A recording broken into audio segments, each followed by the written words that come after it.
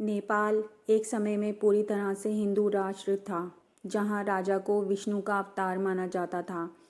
सदियों तक नेपाल एक हिंदू साम्राज्य के रूप में पहचाना जाता रहा।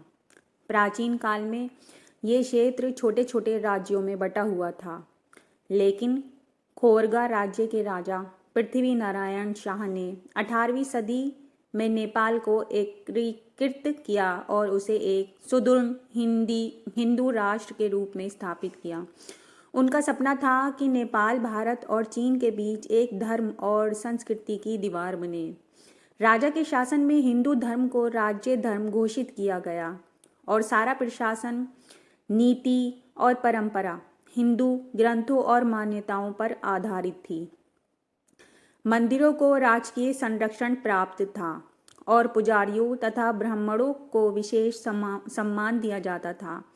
पशुपतिनाथ मंदिर जैसे तीर्थ स्थलों को पूरे दक्षिण एशिया में अत्यंत पवित्र माना जाता था।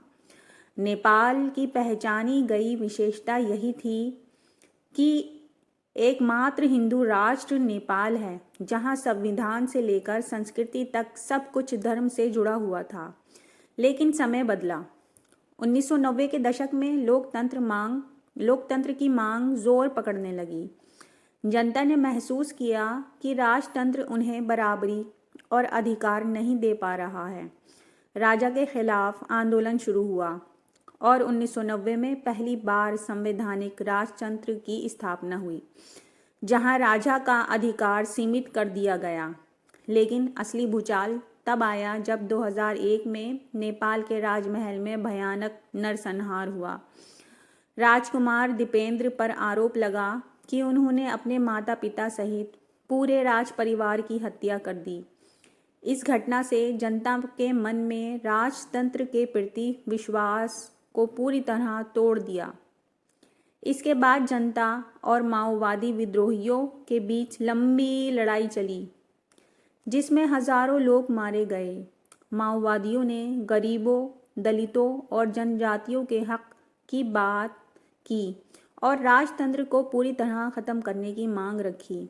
इस विद्रोह और जन आंदोलन के दबाव में आखिरकार 2008 में नेपाल ने खुद को एक धर्मनिरपेक्ष लोकतांत्रिक गणराज्य घोषित कर दिया। हजारों वर्षों से चला आ रहा हिंदू राष्ट्र का दर्जा समाप्त हो गया। नया संविधान बना, जिसमें कहा गया कि नेपाल किसी भी एक धर्म को राज्य धर्म के रूप में नहीं मानेगा और सभी नागरिकों को समान रूप से धार्मिक स्वतंत्रता प्राप्त होगी। आज नेपाल में बहुसंख्यक लोग अब भी हिंदू हैं, मंदिर भी हैं, पूजा भी होती है, लेकिन अब वह हिंदू राष्ट्र नहीं है। वहाँ धर्म राज्य से अलग कर दिया गया है।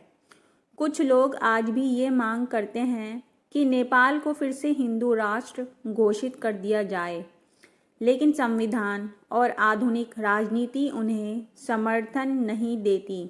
इस प्रकार नेपाल की कहानी सिर्फ एक देश के बदलाव की नहीं, बल्कि पूरी सभ्यता और विश्वास की दिशा बदलने की कहानी है।